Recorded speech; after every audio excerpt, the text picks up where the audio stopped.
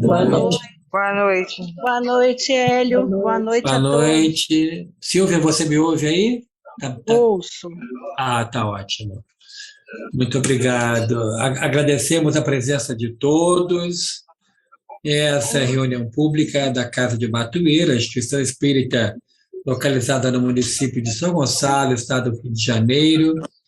Hoje a nossa convidada, a nossa irmã Silvia Gomes, do Grupo Espírita Francisco de Assis de Niterói.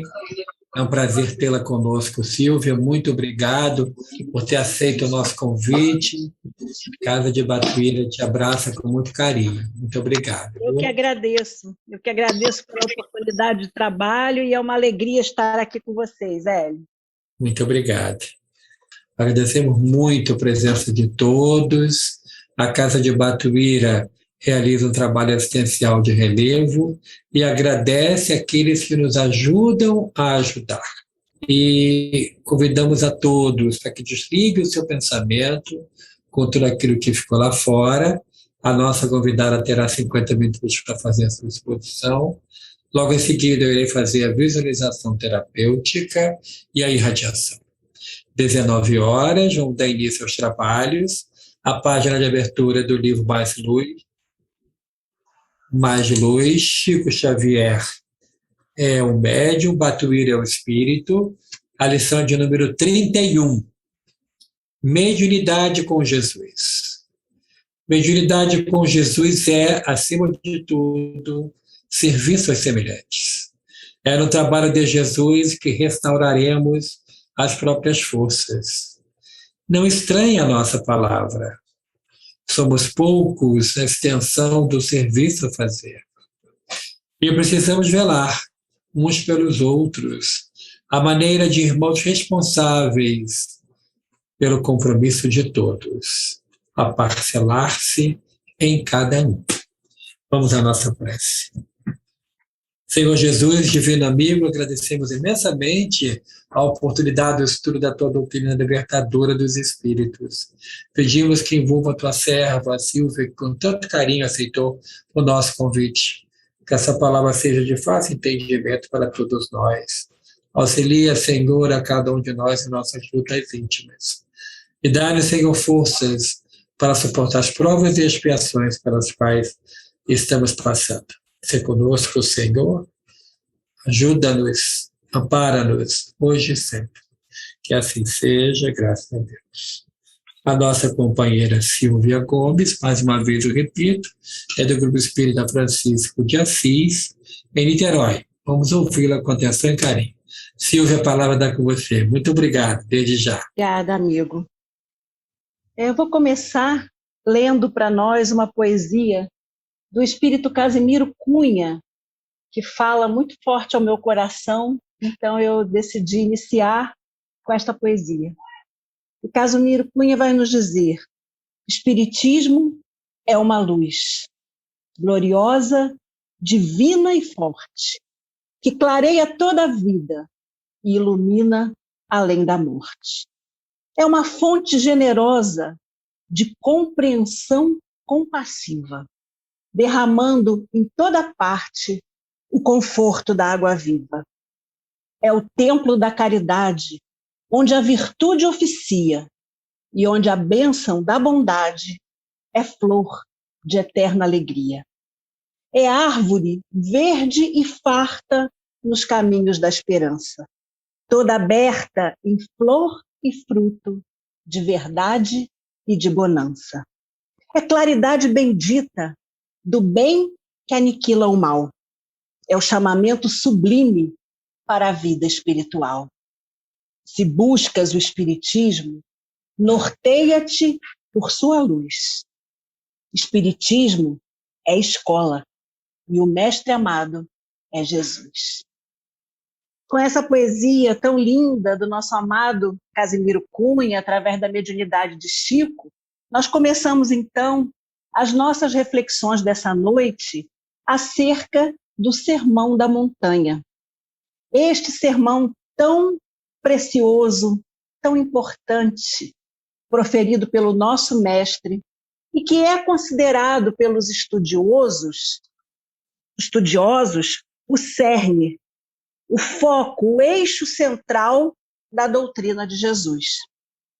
Este sermão pode ser lido no Evangelho de Mateus, nos capítulos 5, 6 e 7, de uma maneira mais ampla, mais completa, e também no Evangelho de Lucas, mas Lucas não retrata o Sermão do Monte inteiro, traz alguns pedaços esparso ao longo de vários capítulos. Então, esse Sermão da Montanha é um conjunto de ensinamentos que o Mestre Jesus deixou para nós. E ele é considerado tão importante que, certa vez, Gandhi, que não era cristão, mas que havia lido já o Evangelho e o Sermão da Montanha, teve a oportunidade de dizer que, se fossem perdidos todos os livros sagrados da humanidade e restasse apenas o Sermão da Montanha, nada estaria perdido. O Sermão da Montanha, ele vai começar com um trecho conhecido como as Bem-aventuranças, que são 9 frases, 9 afirmativas do Mestre Jesus, que começa com o termo bem-aventurados. Nas bem-aventuranças, nós vamos observar que Jesus exalta os simples, exalta os pobres, os humildes, os oprimidos. Vamos lembrar que, na época, aquele povo onde Jesus nasceu e ao qual Jesus viera ensinar, era um povo muito sofrido e que sofria uma opressão muito forte por parte dos romanos, Roma subjugava aquela terra e aquele povo. Então, Jesus, neste momento da sua vida, ele tinha acabado de iniciar a sua vida pública, o seu messianato. Nós vamos ver lá no Evangelho que Jesus foi batizado por João. Depois do batismo de João, Jesus passa os 40 dias no deserto. Depois ele convida os primeiros apóstolos, Pedro, André, Tiago, e logo em seguida nos é dito, nos é narrado por Mateus o Sermão da Montanha. Ele foi proferido em uma montanha pequena. Quando a gente diz montanha, a gente imagina algo muito grande. Não, era um aclive pequeno às margens do mar da Galileia e bem perto da cidade de Cafarnaum, que era a cidade em que morava Simão Pedro, na casa de quem Jesus costumava pousar, costumava ficar, Pedro era um grande amigo de Jesus. Então, nessa montanha, o evangelista nos diz que Jesus proferiu estes ensinamentos para os seus discípulos, mas para muitas outras pessoas. Por quê? A fama do Mestre Jesus, nessa época, já era conhecida.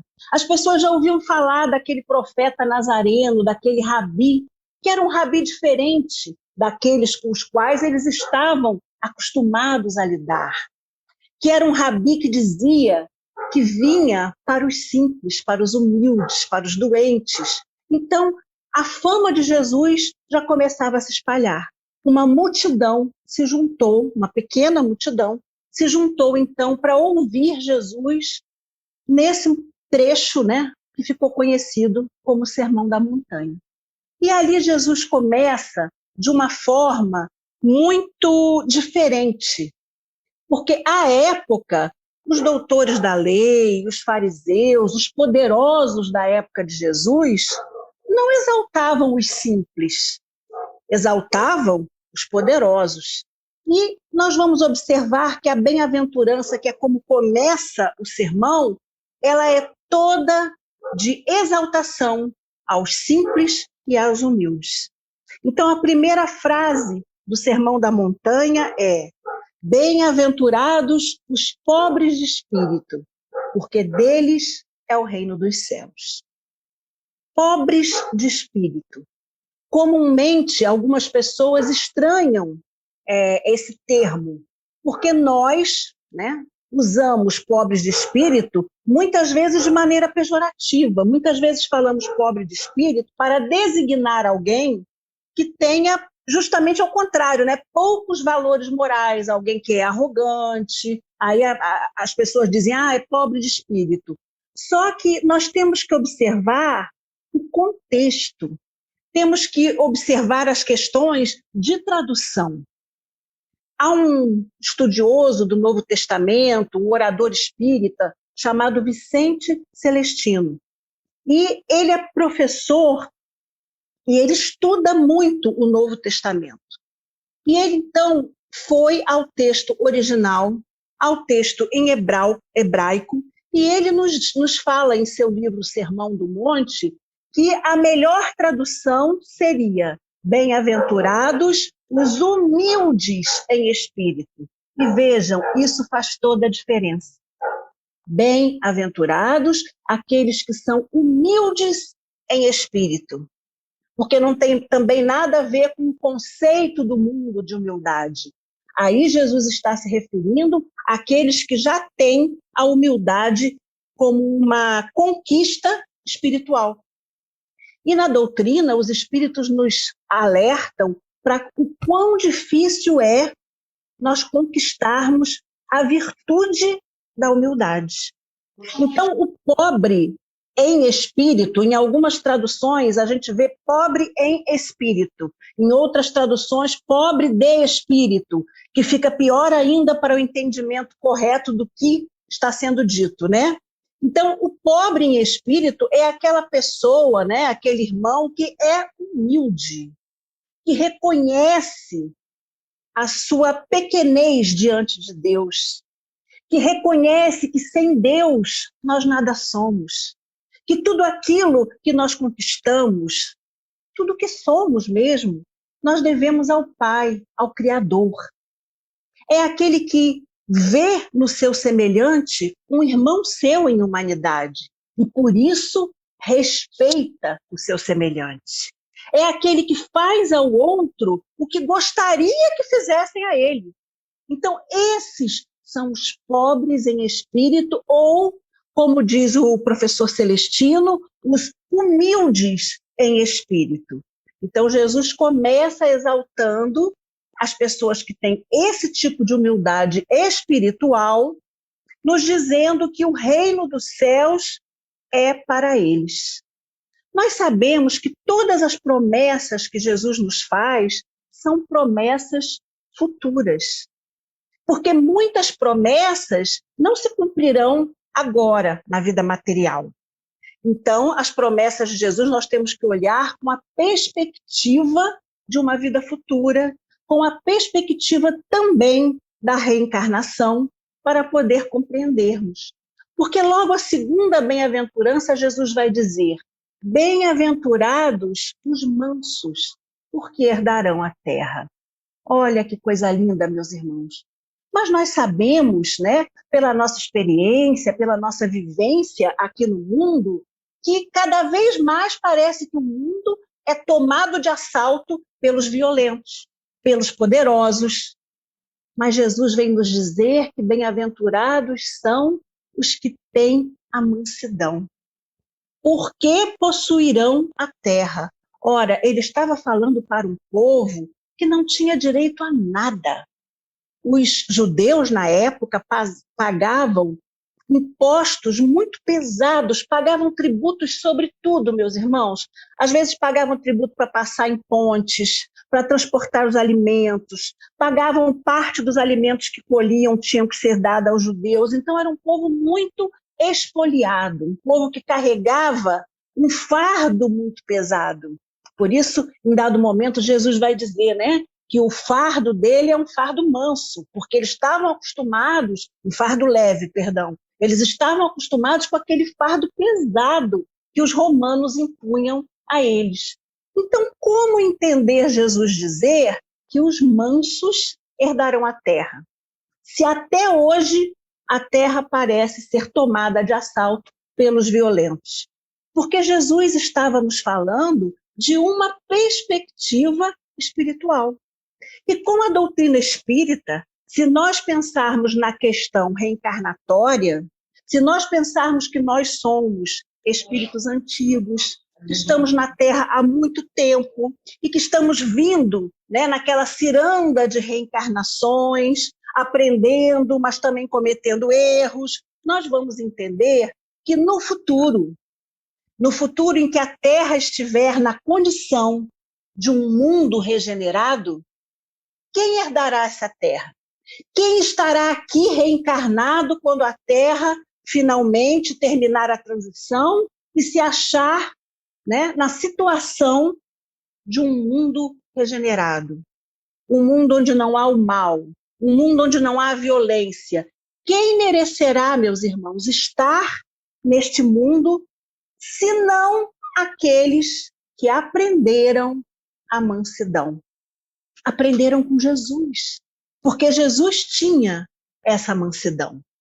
Então nós temos que olhar e estudar e refletir nos ensinamentos do nosso mestre com este olhar, com o olhar da imortalidade e com o olhar que a doutrina espírita vai nos trazer, porque a nossa compreensão vai ser muito maior, né? E Jesus vai continuar, né, exaltando os humildes. Então ele vai dizer que são bem-aventurados os que choram, porque serão consolados. Em algumas traduções nós vamos ver bem-aventurados os aflitos, quer dizer, os aflitos, aqueles que choram, que sofrem, que padecem aflição. E aí Jesus vai dizer, porque serão consolados. Aliás, esse é o título do capítulo mais longo que existe no Evangelho segundo o Espiritismo. Nosso Evangelho segundo o Espiritismo tem 28 capítulos, né? O capítulo 5 se intitula Bem-aventurados os aflitos, e é o capítulo maior, com maior quantidade de páginas e de mensagens do Evangelho segundo o Espiritismo. Por quê? Porque os espíritos, assim como Kardec, sabem, né, a destinação do planeta, sabem o quanto a gente ainda tinha a enfrentar, né, nesse processo de burilamento, nesse processo de transformação, o quanto que as dores, as aflições ainda fariam parte da nossa vida. Por isso esse capítulo no Evangelho segundo o Espiritismo é o maior. Nele, meus irmãos, nós vamos ler sobre a justiça das aflições. E nós vamos entender que toda dor tem um objetivo, que todo sofrimento tem uma causa, e essa causa é justa. Porque Deus, que é um Pai amoroso e bom, Ele sabe aquilo de que necessitamos, não do ponto de vista material, não aquilo que nós necessitamos para ficarmos bem no mundo, mas aquilo de que o nosso espírito imortal necessita para a sua evolução. Então, neste capítulo 5, nós vamos ler a justiça das aflições, vamos ler sobre as causas atuais das aflições e sobre as causas anteriores das aflições, que são aquelas causas com as quais nós nos deparamos nesta vida, né, as dores, as dificuldades que nós nos deparamos, mas que a causa está numa outra encarnação, numa outra existência em que nós erramos, desrespeitamos as leis superiores e estamos agora a braços com aquela dificuldade, com aquela dor, para aprendermos, para resgatarmos, né, para evoluirmos. Então, ele vai, nas bem-aventuranças, trazendo essa ideia de que todo aquele que sofre, que chora, terá a sua consolação. A consolação é para agora? Nem sempre.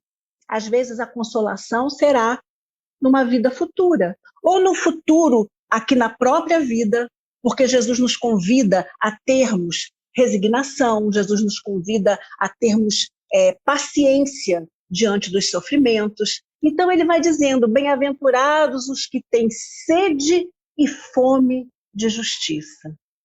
Ah, meus irmãos, o quanto isto é atual. Ter fome e sede de justiça. E aí ele vai dizer, bem-aventurados os que têm fome e sede de justiça, porque serão fartos. Então, como é bom a gente ter esta certeza. Serão fartos.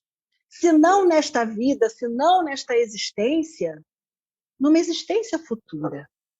Mas será saciada a fome de justiça, a sede de justiça, será saciada. Então, ele vai apresentar ao longo do Sermão da Montanha, que não se traduz só nas bem-aventuranças, né? É um sermão longo, porque, vejam, ele toma 3 capítulos do Evangelho de Mateus, que, aliás, fica aqui o convite para os irmãos pegarem o Novo Testamento e lerem os capítulos 5, 6 e 7 de Mateus. Vocês vão observar que muitos trechos do Sermão da Montanha foram pensados, né? Foram pegos por Kardec para o livro O Evangelho segundo o Espiritismo. Porque no Evangelho segundo o Espiritismo, Allan Kardec pega os ensinos morais de Jesus. Nós não vamos encontrar no Evangelho segundo o Espiritismo trechos que falem dos milagres de Jesus, da vida de Jesus. Nós vamos encontrar ali apenas trechos dos ensinamentos morais de Jesus. E muita coisa do Sermão da Montanha está contido no livro Evangelho segundo o Espiritismo, não só no capítulo 5, mas em vários outros capítulos. Pedi e obtereis. É o do Sermão da Montanha, está lá no Evangelho. Não saiba a vossa mão esquerda o que deu à direita. Está lá no Sermão da Montanha, está no Evangelho segundo o Espiritismo. Então é um convite que eu faço aos irmãos, né? Pegarmos o Novo Testamento e lermos na íntegra esses 3 capítulos. Que, como eu já falei, segundo aqueles que estudam a mensagem de Jesus, estudam a Boa Nova, eles dizem que o Sermão da Montanha realmente é como se ele fosse um código de ética que Jesus deixou para a humanidade. É como se ele fosse o foco, o eixo da doutrina de Jesus. Está no Sermão da Montanha. O professor Celestino, ele vai nos dizer também que nos escritos que ele estudou, originais em hebraico e não em grego, porque muitos evangelhos foram traduzidos do grego para aqui para a língua latina, mas ele disse que no evangelho escrito em hebraico, que era a língua original, consta não bem-aventurados os aflitos, mas avante. Aonde está em cada sentença que tem bem-aventurado, segundo o professor, em hebraico significaria avante. Então, avante os pobres de espírito, porque deles é o reino dos céus. Avante os mansos, porque possuirão a terra. Vejam que, seja numa tradução ou noutra, o significado é muito bonito, porque Jesus está convidando a seguirmos adiante, está nos convidando a sermos resilientes, está nos incentivando a seguirmos adiante na nossa jornada evolutiva.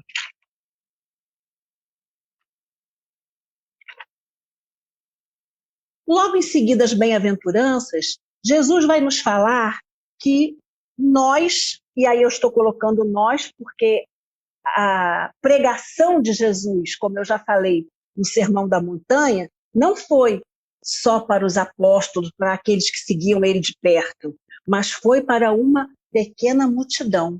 O que significa dizer que tudo aquilo que ele disse, que ele exortou, que ele pregou, se aplica a nós ainda hoje. Então, logo na continuação, após as bem-aventuranças, Jesus vai nos convidar a sermos o sal da terra. Ele vai dizer: vós sois o sal da terra. Se, porém, o sal tornar-se insípido, o que se há de salgar? Para mais nada presta, senão para ser lançado fora e ser pisado pelos homens. Olha, meus irmãos, vamos pensar na importância do sal na época de Jesus. O sal não era apenas para temperar a comida, mas o sal era utilizado para a conservação, para preservar o alimento. Então, o sal era muito importante. até para a manutenção da vida, porque os alimentos eram conservados no sal. Então, Jesus vai comparar essa função importantíssima do sal aos cristãos, porque ele vai dizer, né, numa analogia, de uma forma simbólica, ele vai dizer para todos os que estão ali: vós sois o sal da terra. Então, é Jesus nos convidando a fazermos a diferença. Quem aqui alguma vez já precisou comer uma dieta absolutamente sem sal, sabe muito bem que diferença que é uma comida sem sal algum e uma comida com um pouquinho de sal. Como faz a diferença? Como enriquece o paladar. Então, Jesus, nesse momento, nos convida a sermos a diferença, a fazermos diferença na terra, a servirmos, a alimentarmos os nossos irmãos. E aí ele continua dizendo: vós sois a luz do mundo, diz-nos o mestre. Não se pode esconder uma cidade situada num monte, e nem se acende uma candeia e se coloca debaixo do alqueire. Alqueire, meus irmãos, era um cesto usado para medida. Então ele diz que não se acende uma candeia, a candeia era uma lamparina à base de óleo. Então ninguém vai acender uma lamparina e botar um cesto de palha em cima. Não. Nós acendemos uma luz para quê? Para iluminar toda a casa. Então é nesse sentido que Jesus nos fala, nos convidando a sermos a luz do mundo. Isso é tão bonito e, ao mesmo tempo, é de tão grande responsabilidade. Porque nós sabemos, a doutrina nos diz, que essa conquista dessa maturidade espiritual, dessa evolução, dessa luz espiritual, é uma conquista individual. Nenhum de nós vai ganhar esta luz, vai herdar esta luz. Um pai não pode dar a um filho, uma mãe, por mais que ame, não pode dar a seu filho, porque é uma conquista pessoal e uma conquista individual. Então ele nos conclama a sermos luz no mundo. Então nós temos que entender essa responsabilidade de estarmos nesse processo, de buscar esta luz, de acender a luz em nós, né? E ele continua dizendo: assim, brilhe a vossa luz diante dos homens, para que vejam as vossas boas obras e glorifiquem o vosso Pai que está nos céus. Vejam, ele diz: brilhe a vossa luz diante dos homens, para que vejam as vossas boas obras. Então, ele já nos indica, né, um caminho pelo qual nós podemos conquistar esta luz e fazê-la brilhar, que é o trabalho no bem. Mas ele também nos alerta, né, nos diz, para que os homens glorifiquem vosso Pai que está nos céus. Então, meus irmãos, a semeadura é nossa. Nós estamos aqui como humildes e singelos semeadores. Então, cabe a cada um de nós o trabalho pesado, o trabalho árduo, de pegar na enxada, de afofar a terra, de plantar a semente, de regar. Mas a colheita, vamos lembrar sempre disso, a colheita dos frutos serão creditadas a Deus, ao Senhor da vinha. É isso que Jesus está dizendo. Que os homens verão as nossas boas obras, de todos nós, mas ele diz, e glorificarão, né? Verão as vossas boas, para que os homens vejam e glorifiquem o vosso Pai que está nos céus. Então isso aqui também nos alerta, né? Para que todo plantio que nós fizermos, nós tenhamos a humildade de entender que nós estamos cooperando com Deus. A colheita farta, a colheita de bons frutos, o crédito é do Pai, não é nosso. Em seguida, ao Sermão da Montanha, o Jesus vai dizer-nos que ele não veio destruir a lei. E aí, para quem já conhece o Evangelho segundo o Espiritismo, vai se lembrar que é o primeiro capítulo, Allan Kardec coloca logo no capítulo 1, abrindo o Evangelho segundo o Espiritismo, o nome do capítulo é Não Vim Destruir a Lei. Por quê? Aquele povo aguardava já há muitos séculos a vinda de um Messias. Essa vinda já era predita pelos profetas. No Antigo Testamento, nós vamos ver lá várias profecias dizendo que veria um Messias, que esse Messias seria da linhagem de Davi, da tribo de Davi, e Jesus era da linhagem de Davi, e que esse Messias iria libertar o povo do jugo, da escravidão. E é por isso, meus irmãos, que muitos não compreenderam a missão de Jesus. Muitos não conseguiram entender Jesus no papel desse Messias, porque eles esperavam um Messias que viesse libertar o povo pela força, pelo poder, pela espada. Mas Jesus veio nos trazer uma outra libertação, muito maior, muito mais ampla, muito mais importante. Então, nesse Sermão da Montanha, que ele falava, vamos lembrar de novo, para muitas pessoas, ele deixa claro, olha, eu não vim destruir a lei, não. Vamos lembrar que aquele povo era um povo que era profundo conhecedor e profundo observador das leis mosaicas. A Torá era estudada por eles, então eles tinham um respeito muito grande por aquelas leis. E aí Jesus diz, olha, não pensem que eu vim destruir a lei, mas vim dar cumprimento. Porque, na verdade, Jesus veio cumprir as leis de Deus, as leis que estão contidas no decálogo recebido por Moisés. Allan Kardec nos diz isso no primeiro capítulo. Mas Jesus, além de cumprir essas leis, Jesus veio ampliar. Jesus veio nos trazer uma outra compreensão, uma compreensão maior. Então, ele não veio derrogar, ele veio cumprir, mas veio também ampliar. Jesus veio nos trazer a consciência de Deus como um pai. Porque como era visto Deus por aquele povo e como era visto na época de Moisés? Era o Deus Senhor dos Exércitos. Era o Deus que passaria a espada até a terceira geração daqueles que desobedecessem suas leis. Então, era um Deus que era temido. Daí vem o termo que alguns segmentos religiosos usam até hoje, que diz temor do Senhor, né? Temor de Deus. E vem Jesus nos apresentar Deus como um pai que ama, um pai que vai enxugar as nossas lágrimas, como ele disse na bem-aventurança, né? Bem-aventurados os aflitos, porque serão consolados. Então, ele nos mostra Deus como um pai de amor e estabelece aí um novo paradigma, meus irmãos, uma nova relação da humanidade para com Deus.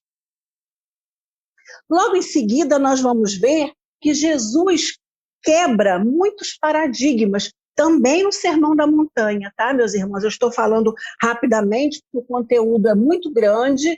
Eu quero que vocês fiquem encantados com a mensagem do Sermão do Monte e curiosos para que depois todos possam buscar a leitura no Novo Testamento.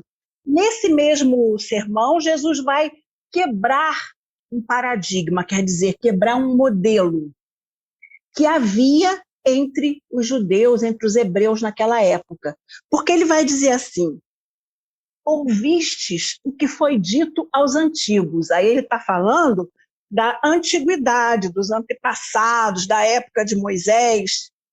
Ele diz assim, não matarás, era a lei dos antigos. E quem matar será réu no juízo, será réu diante de um juiz. E aí Jesus diz, eu, porém, vos digo que todo aquele que se irar contra o seu irmão será réu no juízo. Então, vejam, ele não está contrariando a lei antiga, ele não está desdizendo, vamos dizer assim, né? Não está contrariando. Vocês ouviram dizer que quem matar vai ser réu no juízo. Ele não está dizendo ao contrário, mas ele está ampliando. Ele diz, eu, porém, vos digo, aquele que se irar contra o seu irmão será réu em juízo. Mostrando que ele veio trazer também o amor como lei universal. né? O amor fraternal que deve reger as nossas relações, né? E aí ele continua: ouvistes o que foi dito, olho por olho, dente por dente. Isso era uma máxima muito comum, era a concepção de justiça na época de Moisés e na época dos antigos. Olho por olho, dente por dente, era a justiça. E aí ele diz: ouvistes o que foi dito, olho por olho, dente por dente, eu, porém, vos digo. Então ele vai sempre trazer uma coisa nova, um novo modelo, uma nova forma de lidar com aquela situação. Eu, porém, vos digo que não resistais ao homem mau. Olha que coisa interessante, meus irmãos. Não resistais ao homem mau.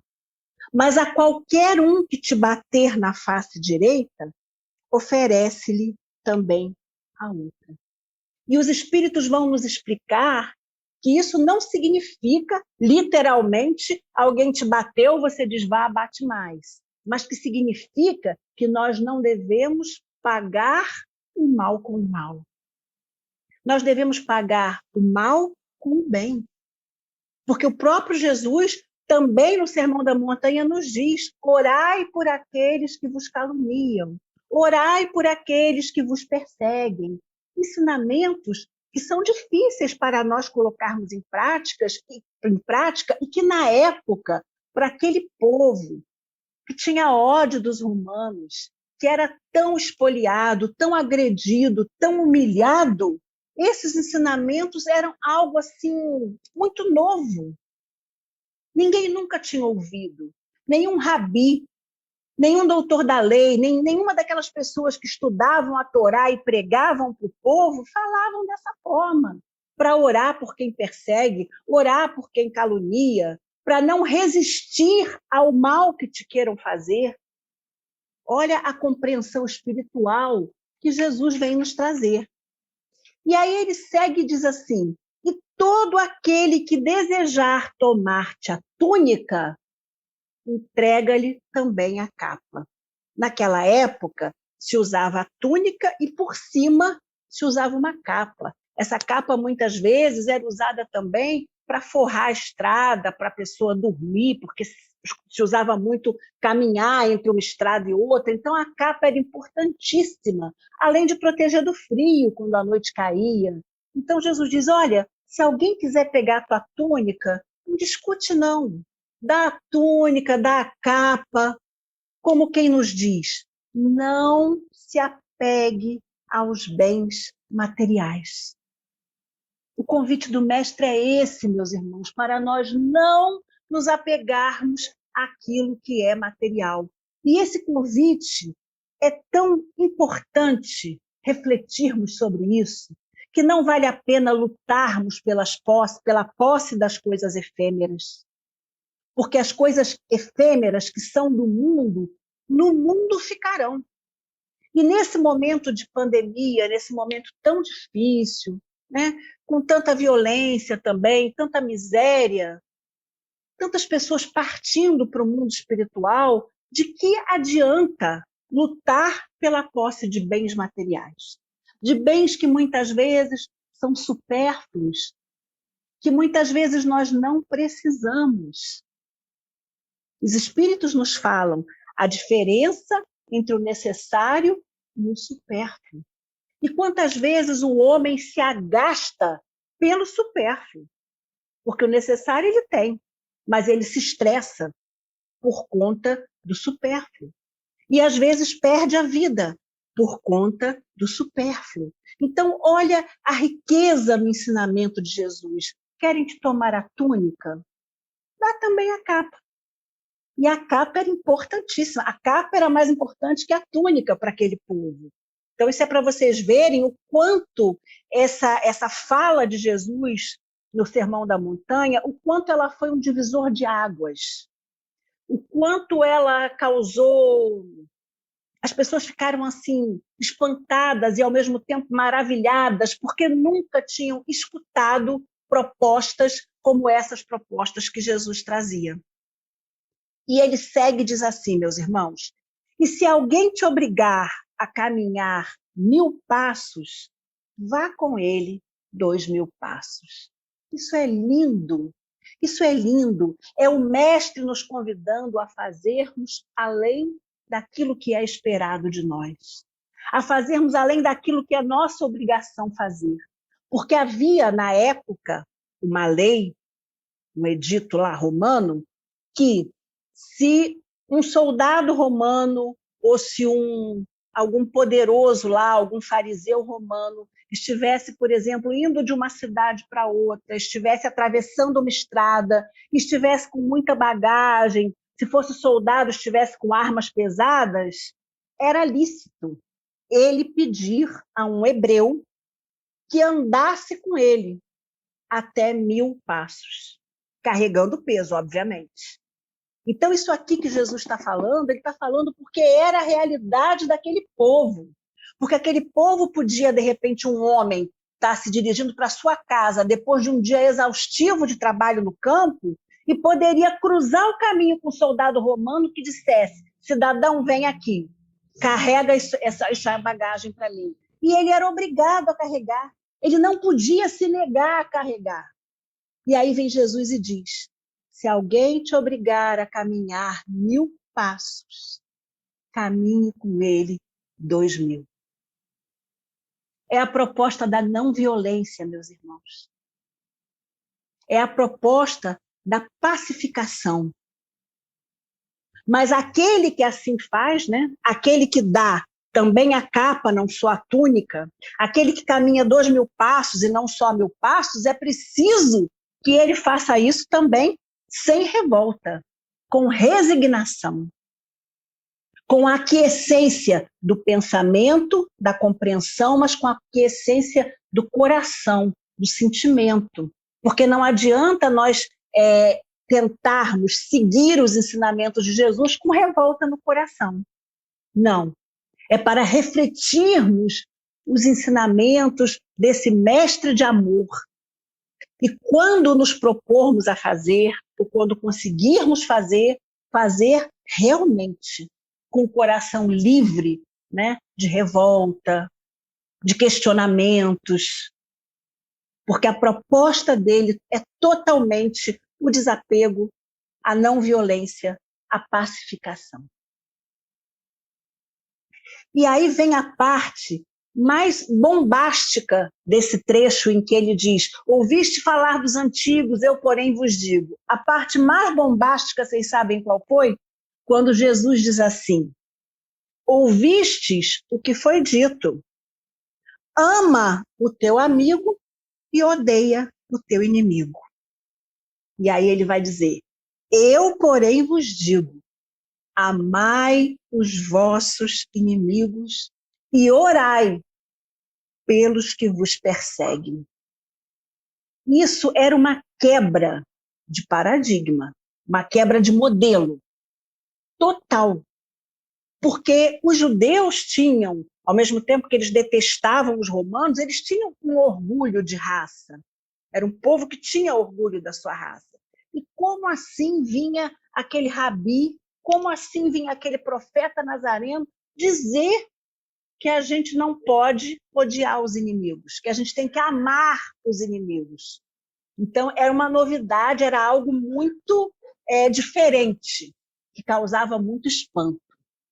E lá, no Evangelho segundo o Espiritismo, Allan Kardec vai nos dizer: esse amor aos inimigos, nós, na condição evolutiva que nos encontramos, aqui no planeta Terra, que ainda está na condição de planeta de provas e expiações, não conseguimos.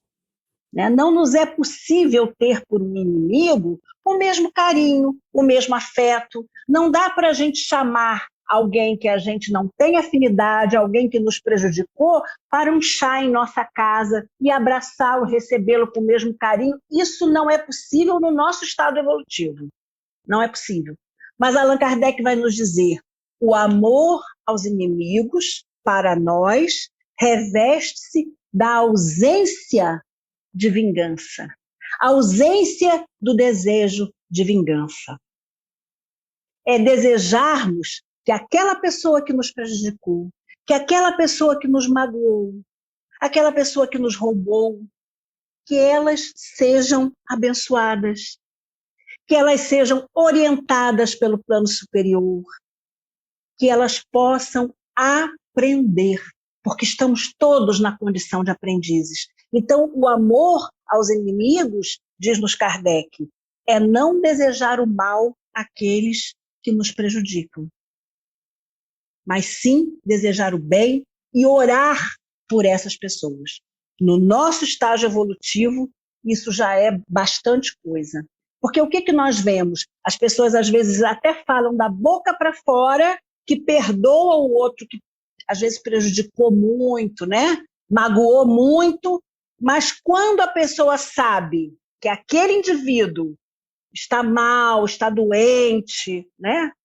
Ou foi mal em algum evento da sua vida, intimamente a pessoa regozija. Isto é porque, no fundo, não houve perdão. Isto é porque, no fundo, ainda havia um desejozinho ali de vingança. Então, vejam como é difícil nós observarmos esses ensinamentos e praticarmos. Daí eu volto a refletir no ensino de Jesus. Brilhe a vossa luz. O que nós temos feito, meus irmãos, para fazer esta luz brilhar em nós? De que maneira temos trabalhado para conseguir isto? Fácil? Não é, mas é necessário. É o único caminho que vai nos conduzir verdadeiramente para essa felicidade que Jesus promete quando nos traz as bem-aventuranças. A felicidade da consolação, a felicidade dos que serão saciados, dos que possuirão a terra. Essas promessas se cumprirão no momento em que cada um de nós conseguirmos fazer brilhar essa luz que há em nós.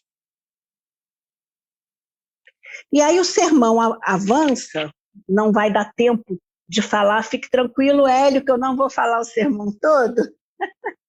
Né? O sermão avança, e lá no capítulo 7, que é o final, né? Final do sermão, Jesus vai nos dizer uma parábola que eu acho muito linda, que é uma das minhas parábolas favoritas. Porque ele vai dizer assim: todo aquele que ouve as minhas palavras e as coloca em prática será comparado a um homem prudente que edificou a sua casa sobre a rocha. Caiu a chuva, sopraram os ventos, vieram as torrentes, mas a casa não desabou, pois fora fundada sobre a rocha. E todo aquele que ouve as minhas palavras e não as pratica, será comparado ao homem tolo, que edificou a sua casa sobre areia. E caiu a chuva, e sopraram os ventos, e chocaram-se contra a casa, e ela caiu. E grande foi a sua ruína. Isso é um dos momentos finais do Sermão do Monte. Então, vamos pensar. Jesus compara aquele que coloca em prática os seus ensinamentos, e aí aqui nós sabemos que colocar em prática equivale à nossa tentativa de sermos melhor a cada dia, porque colocar tudo em prática nós ainda não conseguimos, né? Então Jesus compara aquele que está nessa busca por melhoria, que busca observar, né, as divinas leis, os seus ensinamentos, como o homem que fundou a sua casa na rocha. Olha, o terreno lá na Palestina, no local onde Jesus viveu e onde ele andou, era um terreno muito compacto, muito duro. E até você chegar na rocha para fazer a fundação, para alicerçar a casa na rocha, ó, era muito sacrifício, mas muito sacrifício. Então vejam que Jesus se aproveitava sempre de vivências, de coisas que o povo conhecia, que eram do dia a dia deles. Então, ele compara aquele que vai cumprir os seus ensinamentos com esse homem. Imaginem o esforço que era cavar até encontrar a rocha. Era um esforço muito grande, meus irmãos. E é esse esforço que nós estamos aqui hoje, 2021 anos depois, tentando, né? Cavando ainda para edificar a nossa casa na rocha. E aí ele diz que veio a chuva, veio o vento, mas a casa não desabou. Aquele que ouve, mas que não pratica, ele diz que parece um homem tolo. Que o homem tolo edificou a casa sobre areia.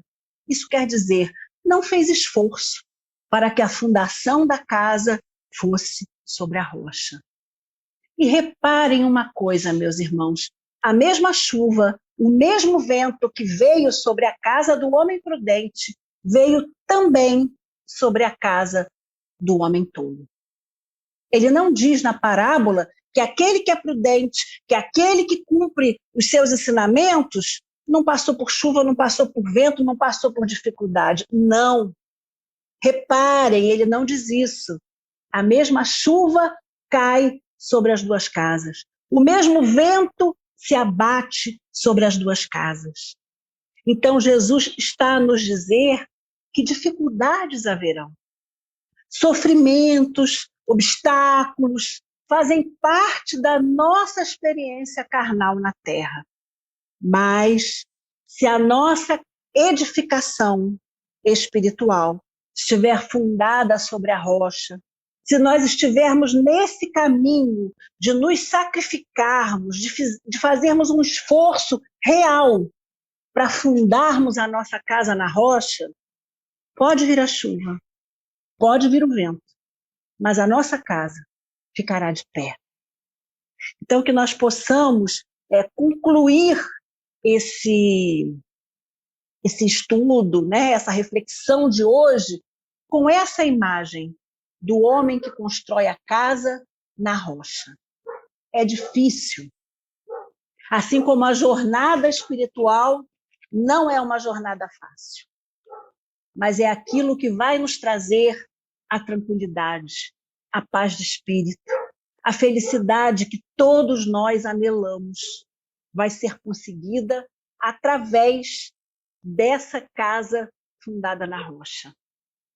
E que venham os ventos, como tem vindo, as tempestades, esse momento tão difícil pelo qual a humanidade passa, que nós estaremos de pé, estaremos firmes e prontos, assim espero, para servir o nosso Mestre, prontos para atendermos ao seu convite e ao seu chamado, para sermos o sal da terra, para sermos a luz do mundo.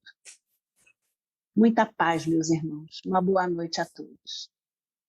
Nós agradecemos imensamente a nossa querida irmã Silvia pela exposição da noite e convidamos a todos agora para participar da nossa visualização terapêutica e da nossa irradiação. Vamos então, com os olhos fechados, imaginar que estamos entrando na Câmara de Passes. Somos recebidos pelo querido benfeitor Dr. Guilherme Taylor Marsh. Dr. Marsh nos abraça carinhosamente e diz em nossos ouvidos: isso também passa, tudo passa. Ele nos indica o local a sentarmos, os passistas nos recebem com muito carinho. O benfeitor Dr. Marsh faz uma prece ao médico Jesus, implorando por todos nós, pedindo forças, bom ânimo, saúde, bem-estar, alegria de viver. Os passistas iniciam o seu trabalho e os fluidos medicamentosos nos visitam intimamente, nos dando bom ânimo para a vida. Nos é oferecida da água magnetizada. E agora juntos, vamos à irradiação. Senhor Jesus, divino amigo, mestre bondoso que nos conhece a cada um de nós pelo nome, Rogamos, Senhor Jesus, em favor daqueles cujos nomes estão nos cadernos e nas pastas das reuniões mediúnicas da tua casa de Batuíra. Rogamos, Senhor Jesus, em favor daqueles que estão em nosso pensamento agora, em favor daqueles que estão em sofrimento no mundo inteiro, sejam internados em hospitais ou não, que todos possam receber a tua bondade e a tua misericórdia. E nesse momento, nos é oferecida da água magnetizada. E agora vamos juntos à nossa irradiação. Obrigado, Senhor, por esse momento e te pedimos tudo isso, Senhor. Em nome do Pai nosso que estás nos céus. Santificado seja o vosso nome. Venha a nós o vosso reino, seja feita a vossa vontade, assim na terra como nos céus. O pão nosso de cada dia nos dai hoje, perdoai a nossa ofensa, assim como nós perdoamos a quem nos tem ofendido. E não deixeis cair em tentação, mas livrai-nos de tudo o mal. Que assim seja, graças a Deus. Mais uma vez agradecemos a querida Silvia pela exposição da noite, pelas belas reflexões que trouxe para nós. Agradecemos aos 70 participantes desse nossa reunião da noite. Convidamos a todos para amanhã estarmos juntos às 15 horas no nosso momento de oração. A todos o nosso muito obrigado, que Deus possa abençoar o seu lar, a sua família com muita saúde e paz.